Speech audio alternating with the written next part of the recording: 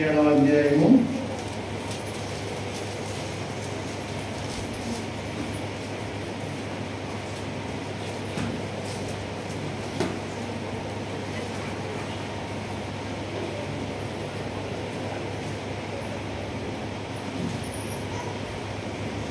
27, 28 చదువుకుంటాం. 7వ అధ్యాయము 27, 28 వచనాలు చదువుకుంటాం.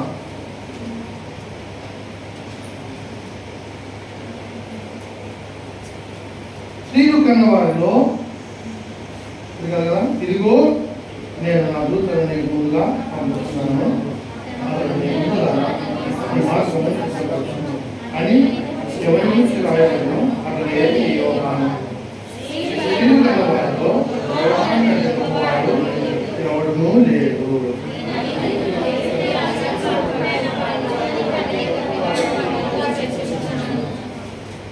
మళ్ళీ 29 వచ్చిన 28 వచ్చిన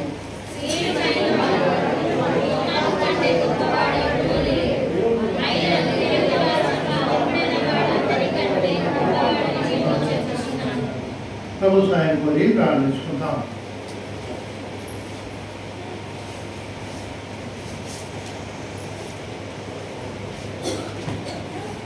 పరిశుద్ధమైన దేవ, ఘనమైన ప్రభు, గొప్ప రాజా, మీ ఘనమైన శక్తి గల శ్రేష్టమైన పరిశుద్ధమైన నామముందు నేను పిలుస్తూ ప్రార్థిస్తున్నాను.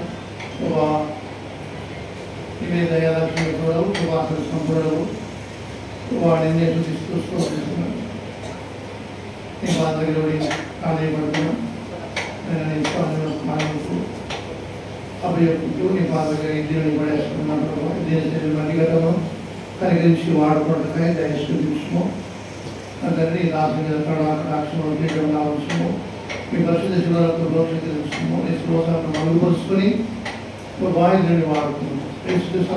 నామంలోని సిగ్గుపడి అక్కడలేని అని వారి గారు సత్యవాక్యము సరిగా ఉపదేశించి వాటిగా తీసుకొని పవన్ ప్రభా ఇద్దరు ఎదుట యోగుడు గారు సిగ్గుపడి అక్కడలేని పని వారి గారు సత్యవాక్యము సరిగా ఉపదేశించి వారిగా మీరు మీ ఆత్మశివ నుంచి మీ ఆత్మ అభిషేకం దయచేసి నీ మాటని దినుల నుంచి మీరే మీ ఆత్మ ద్వారా పలికించుకోమని నా తండ్రి మీ బాబు బలపరిచి మీ పరిశుద్ధాత్మ యొక్క బలమైన శక్తిని దినుల నుంచి మీ ఆత్మ ద్వారా నోట నీ మాటలు పలికించుకోమని నాతో మాతో మాట్లాడాలి.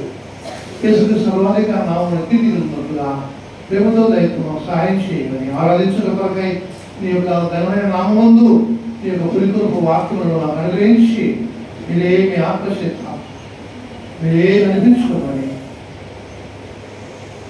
సర్వాధికారి సర్వోపకారి యేసుక్రీస్తు శక్తి గల రక్షకుడు యేసు సర్వోన్నతమైన నామమున స్తుతిస్తూ ప్రార్థిస్తూ వేడుకుంటూ ప్రతి బాధపడుతున్న తండ్రి ఆమేన్.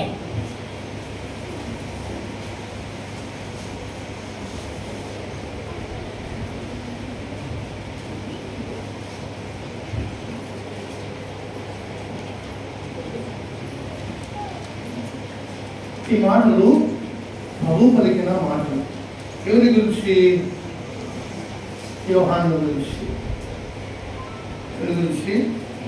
యోహాను గురించి. ఇదిగో నేను నా దూతను నీకు ముందుగా పంపుతున్నాను.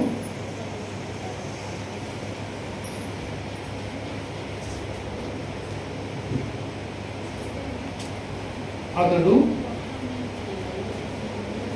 నీ ముందర నీ మార్గమును సిద్ధపరుస్తుంది. నీ ముందర నీ మార్గమును సిద్ధపరుస్తుంది అని ఎవరి గురించి రాయబడినో అతడే ఈ యోహాను. అతడే ఈ యోహాను. స్త్రీలు కన్న వారిలో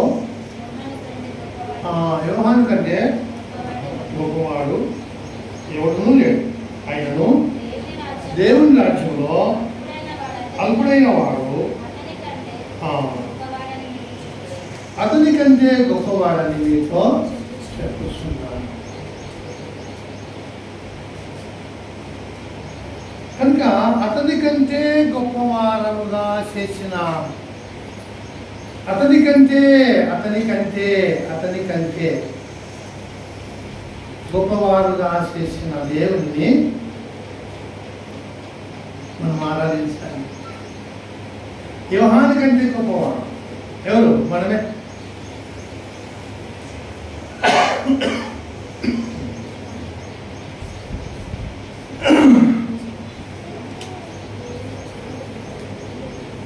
ఎందుకంటే నీవు ప్రభు యొక్క అమూల్యమైన రక్తంతో కొనబడిన వాడవు, కడగబడిన వాడవు. యోహాను అమూల్యమైన రక్తంలో కడగబడాలి. యోహాను చనిపోకముందు అమూల్యమైన రక్తంలో కడగబడాలి. నీ కొరకు అమూల్యమైన రక్తాన్ని చిందించినాడు కనుక అమూల్యమైన రక్తంతో నేను కడగబడిన కనుక నేను యోహాను కంటే గొప్పవాడిని. ఎవరు చేశాను నన్ను? నేను కాలే, ఆయన చేసినాను నన్ను. నేను కాలే, నేనేమి నాలో ఇందులో ఏ ప్రయత్నం లేదు. నేను యోహాను కంటే గొప్పగా ఉండడానికి ఏ ప్రయత్నం లేదు. ఇప్పుడు మన వాళ్ళు డిఎస్సికి సిద్ధపడిన వారు కదా, నాకు ర్యాంక్ రావాలని పోరాడుతున్నారు. భయపడి వణికి చదువుకుంటున్నారు. వాళ్ళు ఎంతో ప్రయాసపడుతున్నారు. ఎందుకు? ఒకరికంటే నాకు ఎక్కువ మార్కులు రావాలని. అటువంటి ప్రయాసం మనకేం లేదు. అటువంటి ప్రయాస నాలో లేదు, నీలో లేదు. ఆయన ఉచిత ప్రేమ చేత నిన్ను వెతికి రక్షించినాడు, గొప్ప రక్షణ ఇచ్చినాడు. ఉచిత కృప. నిన్ను వెతికి రక్షించి నీ కొడుకు నేను అమూల్యమైన రక్తం తినిచిందా అడుగుతారా అని ఆ రక్తంతో నన్ను కడిగినాడు.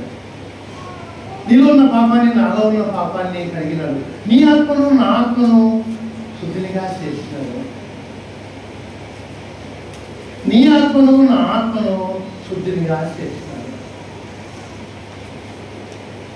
మనస్సాక్షికి ఎంతో ఎక్కువ ఉన్నట్లు ఆనాటి కాలంలో వారి యొక్క బలియార్పణలో ఎంతో శుద్ధి చేయలేకపోయినా కానీ క్రీస్తు యొక్క రక్తము ఎంతో ఎక్కువగా నా మనస్సాక్షిని శుద్ధి చేయటకై ఆ ప్రభు యొక్క రక్తము నా ప్రభు కార్చబడింది. అనాది కాలంలో ఆ యొక్క పశువుల యొక్క, గొర్రెల యొక్క, కోళ్ళ యొక్క, ఆ యొక్క జంతువుల యొక్క రక్తము శుద్ధి చేయలేకపోయింది. మనస్సాక్షిని, వారి ఆరాధకులకు మనస్సాక్షిని శుద్ధి చేయలేకపోయింది. కనుక ఇంత గొప్ప ఘనత ఇచ్చిన దేవుని మనం ఎంతగా ఆరాధించాలి అది అని చెప్పేది. ఈ మాట ఎవరు రాయలేకపోయినారు? మార్కు రాయలేకపోయినాడు, మత్తయి రాయలేకపోయినాడు, యోహాను కూడా రాయలేకపోయినాడు. అంటే నేనేం మాట్లాడతాంటే లూకా సువార్తలో కదా ఇది 4వ వారమేమో అనుకుంటా. 4 వారాలు మనము ఈ యొక్క లూకా సువార్తలో నేను ధ్యానిస్తూ వస్తున్నాను. కనుక నిన్ను ప్రభు ప్రేమించితో మాట్లాడిన మాట అంటే, అయ్యా పరలోక రాజ్యంలో అల్పుడైన వాడు యోహాను కంటే గొప్పవాడు. అనుకూలమే.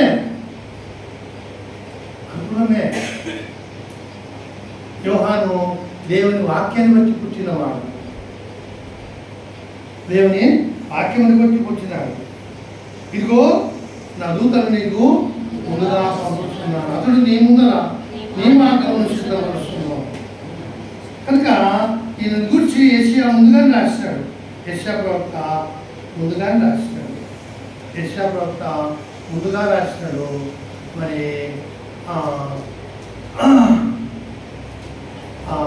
ఈ లూకా సువార్తలోనే ముందుగానే దేవదూత చెప్పినాడు. మలాకిలో చదివాం కదా మనం. మలాకిలో 4వ అధ్యాయంలో చదివినాం. ఏలియా యొక్క ఆత్మయు శక్తి కలవాడని చదివినాం. మలాకి 4వ అధ్యాయంలో రాస్తూ వచ్చిన చదివినాం మనం. కనుక ఈయన ముందుగానే ఈయన గురించి గ్రంథంలో రాయబడింది కదా. మరి ఈయన గురించి దేవదూత చెప్పినాడు. మన గురించి ఎవరు చెప్పినారు? నన్ను గురించి ఎవరు చెప్పినారు? నిన్ను గురించి ఎవరు చెప్పినారు? ముందుగా ఏమని చెప్పినారు? ఎఫ్సీలో రాసిన పత్రికకి పోదాం. ఇప్పటికి 100 సార్లు చదివింటాం, 200 సార్లు 300 సార్లు ఆ వచనము చదివి ఒడిపడింటాం. దాదాపు అందరికి కట్టకు వస్తుందేమో. 4, 5, 6 వచనం. మొదటి అధ్యాయము 4, 5, 6 వచనం చదవండి. తన ప్రియుని యందు తాను ఉచితముగా మనకు అనుగ్రహించిన తన కృపా మహిమకు కీర్తి కలుగునట్లు తన చిత్త ప్రకారమైన దయా సంకల్పము చొప్పున యేసుక్రీస్తు ద్వారా తనకు కుమారులుగా స్వీకరించుటకై కనుక మనల్ని కూడా ముందుగా నిర్ణయించుకుని ఎప్పుడు జగత్తు పునాది వేయబడకుండా ప్రేమ చేత క్రీస్తులో ఏర్పరచుకునేను. కనుక యోహాను ఏర్పరచుకున్నాడు, మనల్ని ఏర్పరచుకున్నాడు. యోహాను ఏర్పరచుకున్నాడు, నేను నన్ను కూడా ఏర్పరచుకున్నాను. ఏమంటారంటే మరి పరలోక రాజ్యములో ఆయన కంటే అనుకూలమైన మనము ఆయన కంటే ఎందుకు గొప్పవారమైనాము కదా? రండి. ఇప్పుడు యోహాను ఏమన్నాడు 7వ అధ్యాయంలో? ఎందుకు ప్రభు మాట్లాడాడు? యోహాను గురించిన సందర్భం వచ్చింది. యోహాను అప్పటికేమైనాడు? బలహీనపరచబడినాడు. ఏమైనాడు? అనుమానం వచ్చింది, ఈయన యేసువేనా కాదా అనుమానం వచ్చింది. ఎందుకు వచ్చింది అనుమానము? ఎందుకు వచ్చింది? ఎందుకు వచ్చిందంటే మనం గమనించాలి. ఎందుకు వచ్చిందంటే ప్రభు ఎందుకు వచ్చినాడు? చెరలో ఉన్న వారిని విడిపించుటకు వచ్చినాడు. చెరలో ఉన్న వారిని విడిపించుటకు విమోచించుటకు వచ్చినాడు. 4వ అధ్యాయంలో 18వ వచనం చదువుకున్నాం. ప్రభు ఆత్మ నా మీద ఉన్నది, బీదలకు సువార్త ప్రకటించుటకై ఆయన నన్ను అభిషేకించెను. ఎందుకు వచ్చినట్టు? చెరలో ఉన్న వారిని విడిపించుటకు,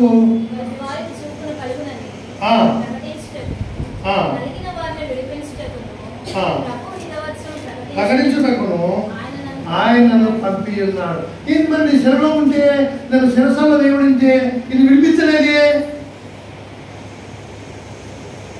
నేను ఇప్పుడు శిరసాల్లో ఉన్నా కదా. హేరోదు రాజు ఆ హేరోదియా నన్ను తీసుకుపోయి లోపలేసింది కదా. ఈయన విడిపించలేదు, శిరలో ఉన్న వారిని విడిపించలేదు కదా వచ్చింది. నన్ను విడిపించలేదే. ఈయన కాదా? శిరసాల్లో ధైర్యం ఉన్నాడు. విడిపించడానికి వచ్చినారని విడిపించాలి అనుకున్నాడు. విడిపించలే. విడిపించకుంటే అనుమానం వచ్చింది, ఈయన కాదా, నువ్వా కాదా, వేరే కొరకు మేము కనిపెట్టుకోవాలా అని దూతలను పంపించాడు. ఆయన శిష్యులను పంపించినాడు ప్రభు దగ్గరికి. ఆ సందర్భంలో మాట్లాడిన మాట ఇది. ఆ సందర్భంలో మా పలికిన అదే కదా. ఆ సందర్భమే అదే చదువుకుంటూ వచ్చినాము. దాని గురించి ప్రభువు అతని గురించి మాట్లాడుతూ వచ్చినాడు.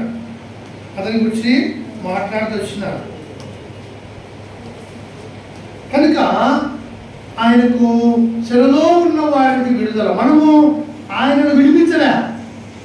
ఆయన అట్లనే ఆయన ఎందుకు వచ్చినాడు? ఏ చెరలో ఉన్న వారిని?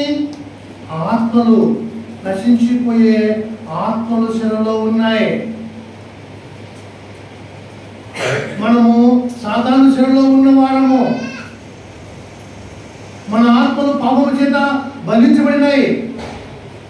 కనుక యోహానును విడిపించలేదు. కానీ అంటే యోహాను విడిపించదు కానీ నిజమేంటంటే యోహాను జైల్లోనే మరణించాలా, అతని తల ఖండించాలా, హతసాక్షిగా ఉండాలని దేవునికి ముందుగా తెలుసు.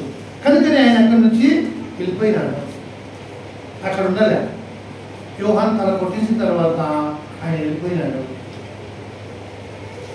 నేనేమంటానంటే నిన్ను ప్రేమించి అల్పులైన వారమైన మనలను పరలోక రాజ్యంలో యోహాను కంటే గొప్పవారుగా చేసినంటే ఎంత దయ ఉందన్నో మనం గమనించాలి. మనం చెరలో ఉన్న ఆత్మలం చదువుకున్నాం. పేతురు చెప్తాడు అన్నమాట. చెరలో ఉన్నాము అనే మాట పేతురు చెప్తారు. చెరలో ఉన్న ఆత్మల ఎదురు వెళ్ళి 3వ అధ్యాయము. కనుక శరలో ఉన్నవారు సాతాను యొక్క శరలో, పాపము శరలో, పాపము యొక్క బంధకాల్లో ఉన్నాం. దేవుని దీర్ఘశాంతము ఇంత కనిపెట్టుచున్నప్పుడు పూర్వము నోవాహు దినములలో సిద్ధపరచబడుచుండగా అవిధేయులైన వారి యొద్దకు వెళ్ళి శరలో ఉన్న ఆత్మలు ఆత్మరూపుగానే వెళ్ళి వారికి స్వార్థ ప్రకటించిన, అయ్యా రాండయ్యా, ఇది మునిగిపోతుంది, ఈ ప్రపంచం అంతా మునిగిపోతుంది, ఆ ఓడలు నేను బతుకుతాను, రాండయ్యా ముందుగా ప్రకటించినాడు. కనుక మనం కూడా స్వార్థ ప్రకటించినాడు దేవుడే. మనుషుడు వాడుకున్నాడు కానీ దేవుడే మనకు ప్రభు నీ కొరకు ప్రారంభించినాడు, ప్రభు నీ కొరకు రక్తం చూపించినాడు, నేను ఎంతో ప్రేమతో ప్రేమించి నీ శిక్షను సిలువలో ఆయన భరించినని మన దగ్గరికి స్వార్థ వచ్చింది. మన ఎందుకు స్వార్థ వచ్చింది? మనం స్వార్థ నమ్మినాం. ఆయన కాల్చిన అమూల్యమైన రక్తాన్ని మనం నమ్మినాం. అమూల్యమైన రక్తం నందు నమ్మికుంటున్నాం. ఈ యొక్క పేతురే అమూల్యమైన మాట ఎన్నిసార్లు మాట్లాడాడో మనం గమనించాలి. తను తెలిసిపోయింది, ఇది అమూల్యమైనది, ఇది ఎక్కడ దొరకదు అనే మాట చదువుకున్నాం. మొదటి అధ్యాయంలో 18 చదవాలి. 18 నుంచి వ్యర్థ ప్రవర్తనను విడిచిపెట్టి వెండి బంగారముల వంటి క్షయ వస్తువులు విమోచించబడలేదు కానీ అమూల్యమైన రక్తముతో. చాలా మంది దీన్ని మర్చిపోయేవారుగా ఉంటారు. అమూల్యమైనది అనే మాట దేవుడు నీకు జ్ఞాపకం చేస్తున్నాడు. కనుక నిన్ను అమూల్యమైన రక్తంతో నిన్ను కొని, అమూల్యమైన రక్తంతో నిన్ను కడిగి, ఒక అమూల్యమైన వ్యక్తిగా నేను మార్చుకొని అమూల్యమైన బండ మీదకి తెచ్చుకున్నాడు.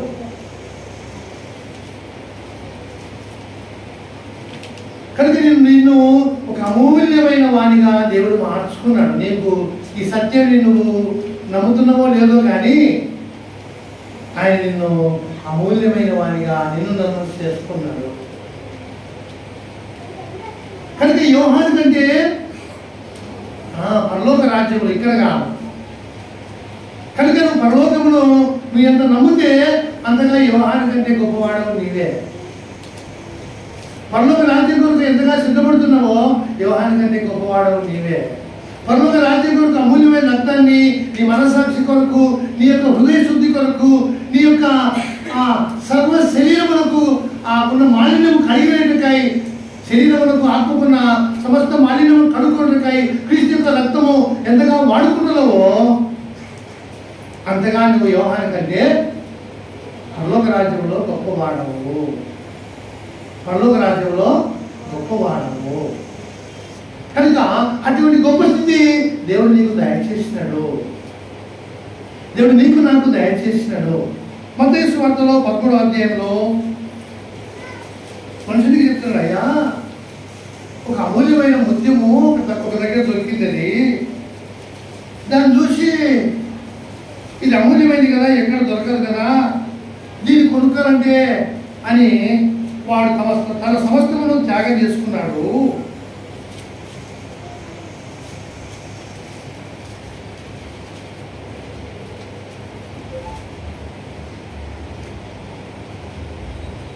ఆ 45-46 చదవమా.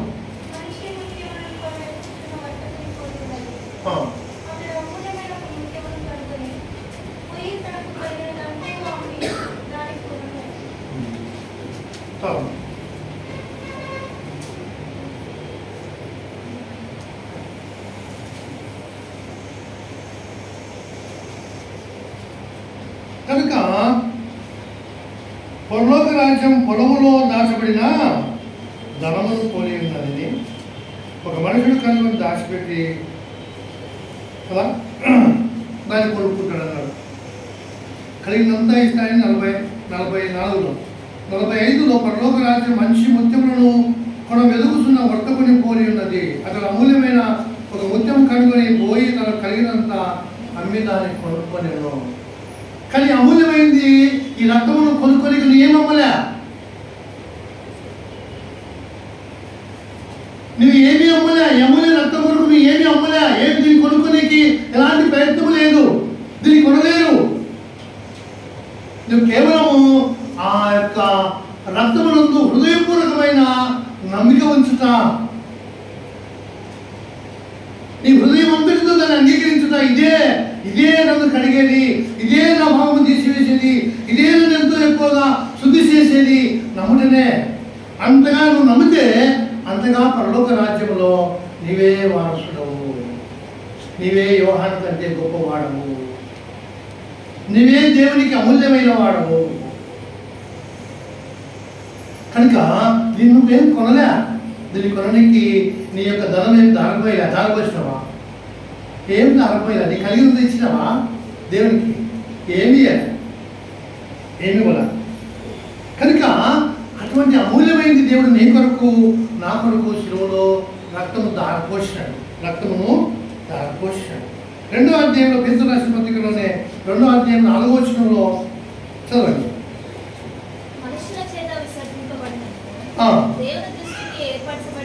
దేవుని దృష్టికి ఏర్పరచబడినది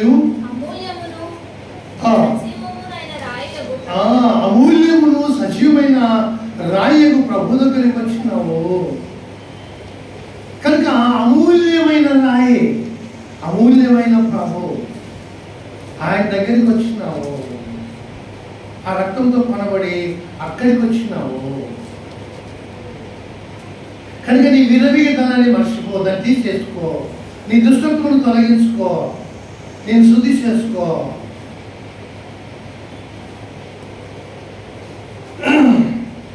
దుష్టత్వము దినదినముంటుంది మనది కాడా, విశ్వాసం కానీ దినదినముంటుంది. అది ఎందుకుంటుంది అది? ఈ శరీరమే పాప శరీరము. ఈ పాప శరీరంలో మనం ఉన్నాం, మన ఆత్మ ఉంది.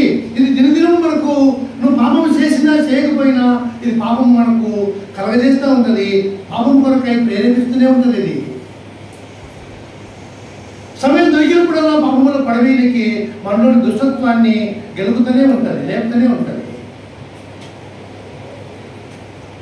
కనుక దినదినము నీ దుష్టత్వం కడుగులకై అమూల్యమైన రక్తాన్ని వాడుకోవాలి. దుష్టత్వం పోతే ఏమవుతుంది? దేవత్వం వస్తుంది. దుష్టత్వం పోతే సాధుత్వం వస్తుంది. దుష్టత్వం పోకుండా సాధుత్వం రాదు, దేవత్వం రాదు. అంటే మానవత్వం ఉండదు. దుష్టత్వం పోకపోతే మానవత్వం అన్న రాదు, మానవత్వం ఉండదు. కనుక ప్రభువు యేసుక్రీస్తు నామముందు దినదినము ఆ రక్తంతో కడుక్కున్నటకై అమూల్యమైన బండ మీద దినదినము నిలబడాలి. ప్రభువా నా కొరకు నేను ఎక్కడున్నా, మనం ఎక్కడున్నాము? మనం చాలాసార్లు ఎక్కడున్నాము? పాపము ఉబిలో ఉన్నాం, దొంగ ఉబిలో ఉన్నవారము, కూరుకుపోయేవారం. అక్కడి నుండి వెతికి రక్షించి పట్టుకొచ్చి కడిగి శుద్ధి చేసి అమూల్యమైన బండ మీద ఆయన నిలబెట్టాడు. క్రీస్తును అమూల్యమైన బండ మీద నన్ను నిలబెట్టుకున్నాడు. దినదినము ఆ బండ మీద ఉండాలి, కిందికి రాకూడదు, కిందికి దిగకూడదు కదా. అక్కడే 7వ వచనం చదవండి, 6-7 చదవండి. 2వ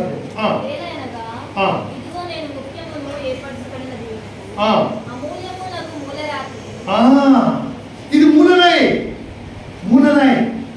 ఇప్పుడు ఈ మందిరానికి మూలలు లేకుండా ఇది కట్టరు. ఏ ఇల్లు కూడా మూలను కరెక్ట్గా ఏర్పరచకపోతే వాడు సరిగ్గా కట్టలేడు, వేదాలి. అది సరిగ్గా లైనింగ్ ఉండదు. కనుక మూలరాయి అంటే ఈ మూలరాయి మీద వచ్చినోడే క్రమంగా బతుకుతాడు, ఈ రాయి మీద ఉన్నోడే క్రమంగా బతుకుతాడు. ఈ రాయి మీదకి పక్కకున్నాడు వాడు క్రమంగా బతకడు. అందుకే నాకు వేరుగా ఉండి ఏం చేయలేరు. కనుక నేను ఒక అమూల్యమైన వ్యక్తిగా చేసుకున్నాడు, అమూల్యమైన రక్తంతో కొన్నాడు, కడిగినాడు. నిన్ను అమూల్యమైన బండ మీద తెచ్చుకున్నాడు, అమూల్యమైన మూలరాయి మీద పెట్టుకున్నాడు. ఉచిత బండ కాదు, మూలరాయి. బండలు కొన్ని ఎత్తాయి, దానికి మూల ముక్క లేకుండా ఉంటాయి. అది పనికొస్తుందా? అట్ల కలివి మూలరాయి. ఎక్కడ పెట్టుకున్నా, ఎవడు కట్టాలనుకున్నా ఆ మూలరాయిని నిలబడితే ఆటోమేటిక్గా వాడే కట్టబడతాడు అంతే. అమూల్యమైన మూలరాయి.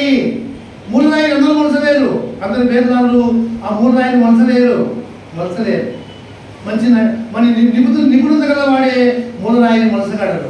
ఆ మూలరాయికి దారం పట్టుకుంటే అంతా లైన్ కరెక్ట్గా వస్తుంది. ఏ రాయి కూడా పక్క పోకుండా దాన్ని కూడా కూర్చుంటాయి, గోడ చక్కగా కట్టబడుతుంది. కనుక విశ్వాసి ఒక చక్కని జీవితము, విశ్వాసి యొక్క జీవితంలో ఒక చక్కని ప్రవర్తన, ఒక పరిశుద్ధమైన ప్రవర్తన కలగాలంటే ఈ అమూల్యమైన మూలరాయి మీద ఉండాలి. పక్కనుండే పనికిరాడు, పక్కనుంటే వాళ్ళలో దుష్టత్వం ఉంటుంది. కనుక దుష్టత్వం పోయి మానవత్వం వస్తుంది. కనుక ప్రభు యేసుక్రీస్తు నామముతో నేనేం చెప్తున్నానంటే, అట్లు మనము కడగబడిన వారం కనుక యోహాను కంటే అటు క్రమంగా కట్టబడి వచ్చింది కనుక ఆయన ద్వారా, ఆయన వలన కట్టబడుతున్నాం కనుక, ఆయన వాక్యం ద్వారా కట్టబడుతున్నాం కనుక యోహాను కంటే అది కట్టబడకుండా కాదు, కట్టబడుతూ వచ్చేవాడు. అందుకే ఎన్ని వాక్యాలు కదా, ఎన్ని వాక్యాలు దేవుడు వినిపిస్తున్నాడు సంఘ ప్రార్థనలో కదా, శుక్రవారం ప్రార్థనలో కదా. మరి ఇప్పుడు మీ ఇంటికి వచ్చిన గృహపుడిలో ఎక్కడైనా కదా వాక్యాలు ఎందుకు ఇది కట్టబడతాయి, పడిపోవటం కాదు, చెడిపోవటం కాదు, కట్టబడతాయి. దేంతో కట్టబడడానికి? అమూల్యమైన రాయిని ఆనుకొని కట్టబడతాయి, రాయి మీద కట్టబడతాయి. కనుక నిన్ను ఆ అనుకూలమైన మనలను యోహాను కంటే పరలోక రాజ్యంలో గొప్పవారిగా చేస్తాడు. ఎక్కడికి? పరలోక రాజ్యానికి. కనుక మనము ఈ సత్యం మనం గమనించాలి. ఈ పేతురయ్య కదా అమూల్యమైన మాటలు మాట్లాడవచ్చు చదవండి. ఓరయ్యా, నీ సృష్టించే నీకు ఆయన అమూల్యమైన వాడు. ఈ ప్రపంచంలో నీ వెండి బంగారం కాదు, నీ ధనము కాదు, నీ ఆస్తి కాదు, నీ ఐశ్వర్యం కాదు, నీ బిల్డింగులు కాదు, నీ మేడమిద్దలు కాదు. ఈయనకి ఏది సాటి రాదు అయ్యా, ఈయనకి ఏది సాటి రాదు. అందుకే దావీదు ఏమంటాడు? ప్రభా, నువ్వు నాకుండగా ఈ లోకంలో ఉన్న ఏది నాకు అక్కర్లేదు, నువ్వు నాకు కావాలి ముందు. నా భార్య కంటే, నా పిల్లల కంటే, నా ఆస్తి ఐశ్వర్యముల కంటే నాకున్న దావీదుకి ఎప్పుడు ఎన్నో గీతలు దేవుడు ఇచ్చినాడు. ఐదారు నాకు కావాల్సింది, నువ్వు నాకు కావాలా. నువ్వు నాకుంటేనే ఈ రాజ్యమైనా, ఈ కిరీటమైనా, అధికారమైనా, ఏదైనా నువ్వు లేకుండా నాకేం వద్దు. కనుక అయ్యా నమ్మినావు కదా, నీకు ఆయన అమూల్యమైన వాడు. ఎప్పుడే వాడు మరవాకు, ఎప్పుడే వాడు మర్చిపోవాకు. అందుకే మనలో పన్నెండు ఏమంటాడు? ప్రతి వారము ఏం జ్ఞాపకం చేస్తాడు? దేవుని వాక్యము కదా, ఇది నా శరీరము, నన్ను జ్ఞాపకం చేసుకోవడానికి చేయండియా.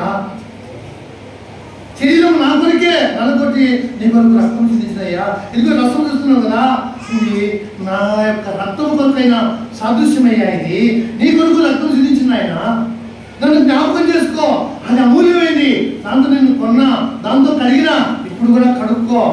నీ కొరకు శరీరం ధరించుకున్నా, నా శరీరంలో ఉండు, పక్కన నాకు, నాలో సాటి అయినా అవయముగా ఉండు, పరిశుద్ధమైన అందరుగా నాకున్నాయినా, మర్చిపోవాకు. నేను నీకు అమూల్యమైన వాడినైనా, అమూల్యమైన వాడి తండ్రి, నీకు మర్చిపోవాకునైనా అది చెప్పేది. అమూల్యమైన వాడు ఎప్పుడు ఎవరునూ మరవరాదు. అది ప్రభు చెప్తున్నాడు. యోహాను గురించి మాట్లాడుతున్నాడు.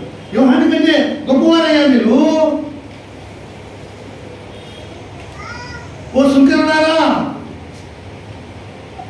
ఓ పాపము మనుషులు, పాపులనే పిలవడిన పాపాత్ములారా, యోహాను కంటే గొప్పవాళ్ళు మీరే గొప్పవాళ్ళు, మీరే వారు అతని బోధన నమ్మి విశ్వాసం వచ్చి రక్షణలోకి వచ్చినారు. కనుక ఇక్కడ మనం ఎప్పటికీ గుర్తుండాలి, అమూల్యమైన వాడిని నేను, అమూల్యమైన పంట దగ్గరికి వచ్చిన. ఎందుకంటే అమూల్యమైన దేవుడు అమూల్యమైన రక్తము చిందించినాడు, అమూల్యమైన పంట దగ్గరికి నిలబెట్టుకున్నాడు, అమూల్యమైన మూలరాయికి నన్ను దాని మీద కడుతున్నాను, ఆయన కడుతున్నాడు. ఇది గమనించాలి.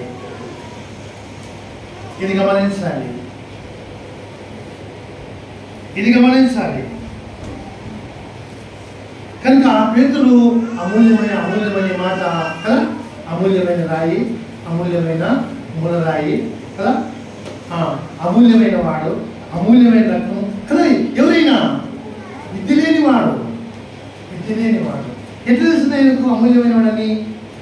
చూసినాడు, కనులారా చూసినాడు. మేము దేని కనులారా చూసిద్దామో, మేము తాకి దేని చూసిద్దామో మేము అన్నాడు యోహాన్. నేను అనలే చదవండి, యోహాన్ రాసిన పత్రికలో మొదటి అధ్యాయం చదవండి. జీవవాక్యమును గురించినది ఆది నుండి ఏది ఉండెనో, మేము ఏది వింటిమో, కన్నులారా ఏది చూసిమో. కనుక మేమని మాట్లాడుతున్నారు. ఎవరెవరు నువ్వు చూసినారు? పేతురు, యోహాను, యాకోబు. వీళ్ళు ముగ్గురు ప్రభు ఏ కార్యం చేసినా, ఎవరిని లేపినా, ఎవరిని బతికించినా, ఎంత గొప్ప కార్యం చేసినా రూపాంతర కొండ మీద వారి ఎదుట ఆయన రూపాంతరం పొందినాడు. వాళ్ళు తెలకుండా ఏమీ చేయలేదు. కనుకనే ఆయన మేము అంటున్నాడు.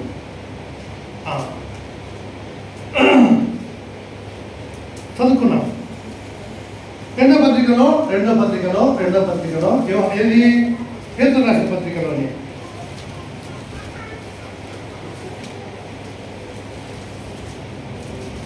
18వ వచనం, 17 చదువుకున్నాం. 17, 18 చదువుదాం. ఆయన మహత్యమును ఊరికి చెప్పలే, ఊరికి మాట్లాడలే. మేమేం చేసినాము? కనులారా చూసినాం, తెలుపుతున్నాం. ఈయన నా ప్రియ కుమారుడు, ఈయన యందు నేను ఆనందించున్నానని మహాదివ్య మహిమ నుండి, ఆ తేజో మహిమ నుండి, ఆ శకినా మహిమ నుండి మా యొద్దకు వచ్చిన మేము మహిమయు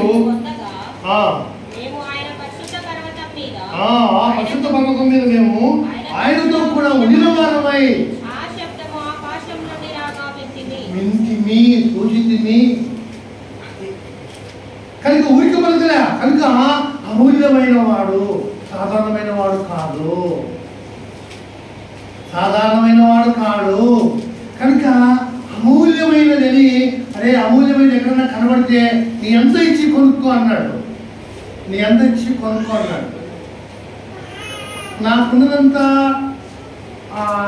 2 లారీల సెంట్రింగ్, రాడ్ బెండింగ్ చెక్కలు ఉన్నాయి, సీట్లు ఉన్నాయి, పోలు ఉన్నాయి, 2 లారీలు ఉన్నాయి. చెదరగొట్టినాడు. పొలం అమ్ముకున్నా, పొలం పోగొట్టినాడు. పిల్లలు నా భార్య ఏడుస్తున్నారు. ఇదేమయ్యా, అందరూ యేసును నమ్ముకున్నాక క్షేమంగా ఉంటారు, నువ్వేందినైనా ప్రభువు నమ్ముకునే చెప్పి మమ్మల్ని ఇట్లా బంగ చేస్తున్న తండ్రిలు అని వాళ్ళు ఏడుస్తున్నారు. ఇదేం ప్రభు నమ్ముకోవడము, అందరూ నమ్ముకుంటే బాగుపడుతుంటే నువ్వు మాకేదో చేస్తున్నావు, నువ్వు మాకేం చేస్తున్నావు వాళ్ళు ఏడుస్తున్నారు కదా. అమూల్యమైన ఆయన కొరకు సమస్తము దారపోవడానికి సిద్ధంగా ఉండాలి.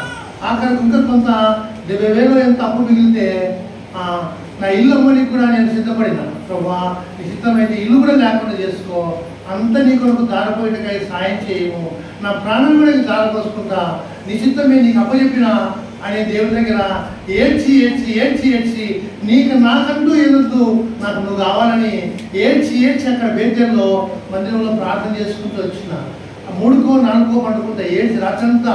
పగలుంటారు, ఎవరి ముందర ఏడ్చాను, రాత్రి పోయి ఏడ్చి ప్రార్థన చేసుకుంటా. కనుక అమూల్యమైన వాడు నాకు దొరికినాడు, నీకు దొరికినాడు.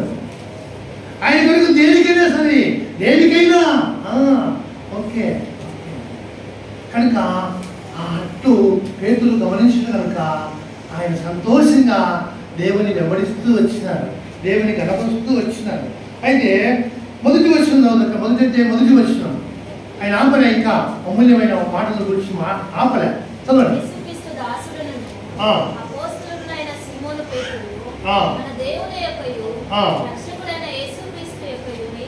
నీతిని బట్టి విశ్వాసం కూడా సామాన్యమైన విశ్వాసం ఏదైనా, అయ్యా నాకు విశ్వాసం దయచేయని ఎవడన్నా అడిగితే అమూల్యమైన విశ్వాసం ఇస్తున్నాడు. నా విశ్వాసం కొంతమంది అంటున్నారు, అప్పుడు మాత్రం నాకు విశ్వాసం లేదు, అప్పుడు మాత్రం నేను ఉండలేకపోతున్నా, అప్పుడు మాత్రం నిలబడలేకపోతున్నా అని కొంతమంది మాట్లాడుతుంటారు.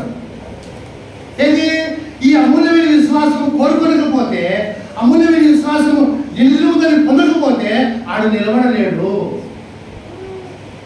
అమూల్యమైన విశ్వాసాన్ని దినదినము విశ్వాసి కోరుకోవాలి, విశ్వాసి పొందుకోవాలి. అందుకే మామూలే అమూల్యమైన విశ్వాసము పొందిన వారికి శుభములు వాళ్ళకే ఉంటాయి. ఊరికే నమ్మినామనే వారికి రావాయి శుభాలందు.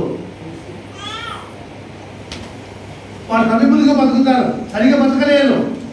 ఈ పొద్దు బాగుంటే రేపు బాగుండరు, ఈ పొద్దు పరిశుద్ధం ఉంటే రేపు పరిశుద్ధం ఉండడానికి వాళ్ళు ఉండలేరు, నిలబడలేరు.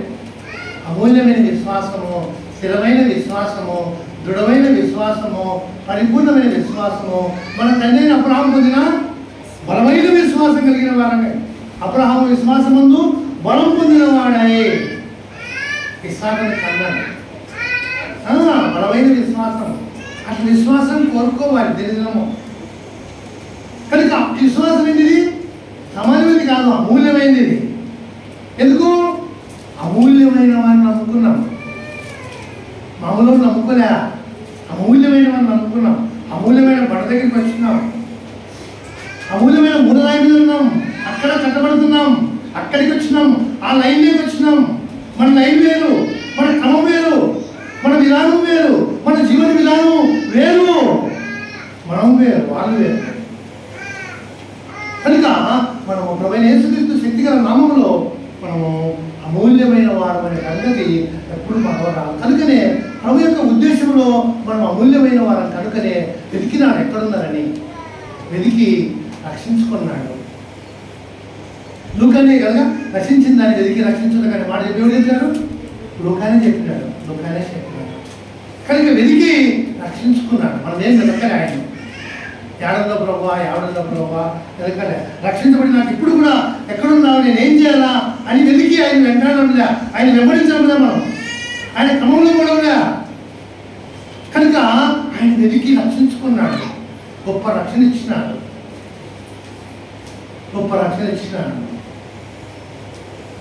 కనుక నువ్వు ఒక అమూల్యమైన వాడు. ఎప్పుడు దేవునికి నీవు అమూల్యమైన వాడు అనేది ఏనాడు మరవరాదు. ఒక విషయం చదివి ముగించుకుంటాం. 4వ వచనం.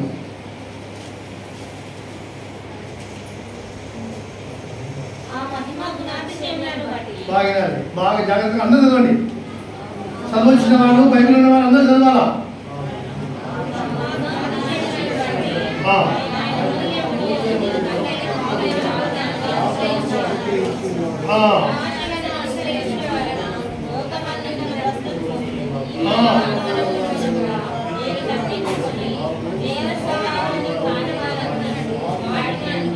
అది చూసారా? అమూల్యమైన వాగ్దానం దేనికి? అమూల్యములు అత్యధికమైన వాగ్దానం దావీదుకున్నాయి, కానీ అవి అమూల్యమైనది కాదు.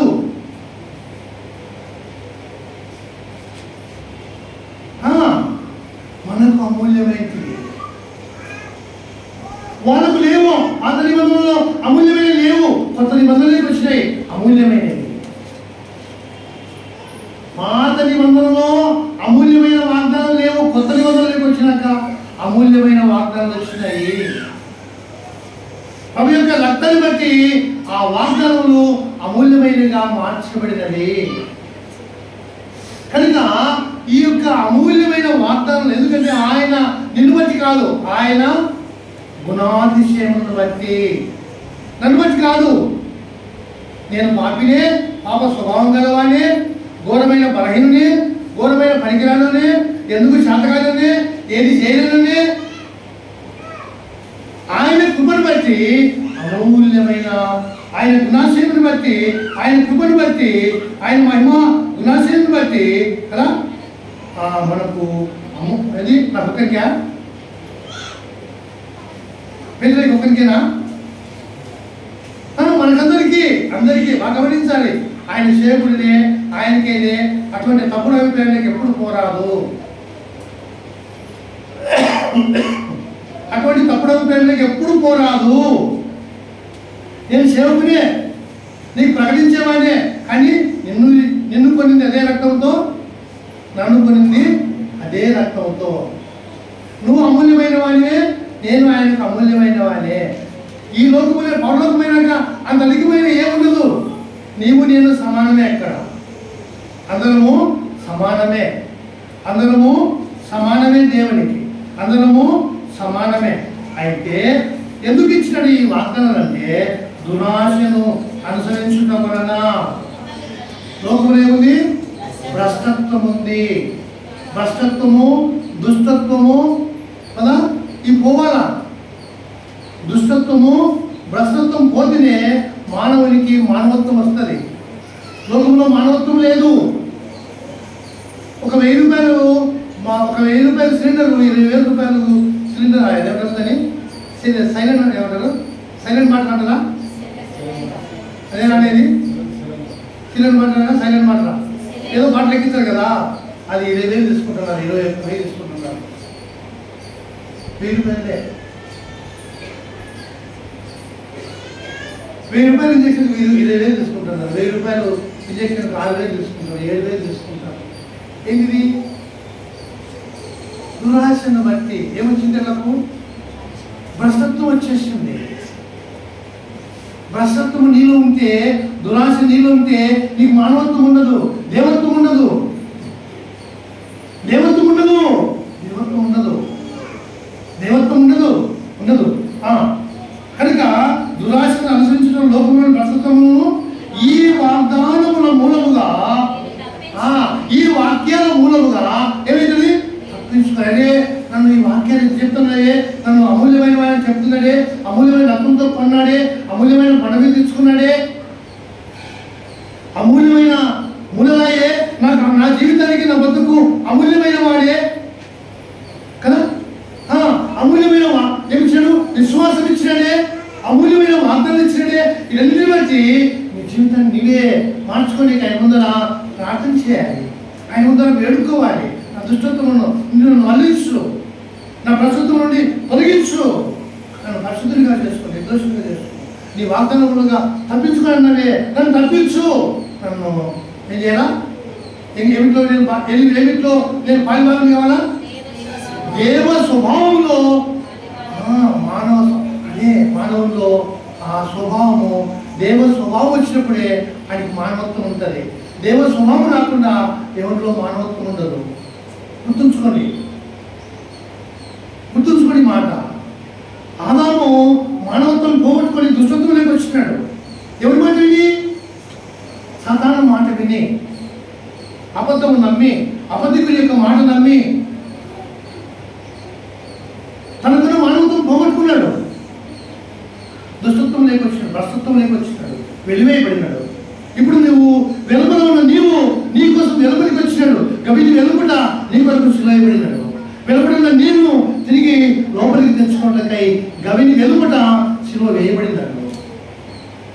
నీకు అమూల్యమైన వాగ్దానం ఇచ్చి ఆ భ్రష్టత్వం తప్పించుకోవాలని నిన్ను దేవ స్వభావంలో పాలివారిగా మార్చి కదా, దేవ స్వభావంలో పాలివారిగా మార్చబడిన వాడు ఎవరు? యోహాను కంటే అది గుర్తుపెట్టుకోవాలి. నీ స్వభావము, నీ పాప స్వభావము, నీ శరీర స్వభావము, నీ యొక్క శరీర క్రియలు చంపి దేవ స్వభావంలోనికి మార్చబడినప్పుడే యోహాను కంటే పరలోక రాజ్యంలో గొప్పవాడు అవుతాడు. మునుపు అల్పులమే, ప్రభు నమ్మినప్పుడు అల్పులమే. వాక్యం వినే కొద్దీ, అమూల్యమైన వాగ్దానం నమ్మే కొద్దీ, ఆ వాగ్దానం బట్టి మనం భ్రష్టత్వం దుష్టత్వం నుండి మన్నించబడి దేవ స్వభావంలోనికి వారు అయ్యే కొద్దీ ఎందుకంటే యోహాను కంటే కనుక అతి గొప్పవాడిగా చేసే దేవునికి మనము మన హృదయపూర్వకమైన ఆరాధన చేయాలా, పెరుగుదల చేయాలా, అది గుర్తుపెట్టుకోవాలి. ఒక్కొక్క చిన్నది ముగించుకుంటాను. ఎక్కడ ఉన్నది? ఎప్పుడు రాసిన పత్రికలో ఎక్కడ తెచ్చుకున్నాడో నేను మనం చాలా సందర్భంగా వచ్చినాం చాలాసార్లు. 12వ అధ్యాయము చాలాసార్లు 22వ విషయం చదువుకున్నవాడు. 22 సియోను కొండకును, సీయోనుగా దేవుని పట్టణమునకును అనగా పరలోకపు యెరూషలేమునకును వేల కొలది దేవదూతల యొద్దకును, ఇక్కడ పరలోకమున రాయబడిన దేశుల సంఘమునకును వారి మహోత్సవమునకును అందరి న్యాయమైన దేవుని యొద్దకును సంపూర్ణ సిద్ధిమంతుల నీతిమంతుల ఆత్మల యొద్దకును కొత్త నిబంధనల మధ్యవర్తిన యేసునందుకును ఎవరి కంటే మరి శ్రేష్ఠంగా పడుకు ప్రోక్షణ రక్తమునకు మీరు వచ్చి ఉన్నారు. అక్కడికి వచ్చింది అక్కడ తెచ్చుకున్నాడు. ఆ ప్రోక్షణ రక్త కిందికి నేను తెచ్చుకున్నాడు కనుక ఎక్కడో ఒకసారి జ్ఞాపకం చేసుకొని మళ్ళీ ఇతను ఈ సమయం ముందు ప్రభు యొక్క ప్రోక్షణ రక్తం కింద నిలబడు. ఎంతో ఎక్కువగా శుద్ధిస్తే దేవా ఖండించు, నేను ఆరాధించుటకాయ నిజంగా ఇంత గ్రహించలే. నిజంగా నన్ను యోహాను కంటే గొప్పవాడిని చేసినామని నేను ఇన్నాను నమ్మిక లేకుండా ఉన్నా. అయితే నీ వాక్యం ద్వారా నేను నాకు సెలవిచ్చినావు. ఈ వాక్యాన్ని బట్టి నేను శుద్ధిస్తున్నా, ఆరాధిస్తున్నాను ప్రభావ. నిజంగా నాకు ఇంత గొప్ప భాగ్యం ఇచ్చినావు. నేనైతే పాపిని, నీచుని, దుష్టులను, దుర్మార్గులను, అల్పులను, అయోగ్యులను, ఎదిగిలేని వాడిని, తృణీకరించబడిన వాడిని, నీకు ఎన్నోసార్లు బాధపెట్టిన వాడిని ప్రభా. సమయం ముందు నేను ఆరాధించటకాయ సాయం చేయి. నేను ప్రార్థన చేసుకొని ఆరాధన కొరకాయ కోరుతున్నాను. చేసి పాట పాడుతున్నాను.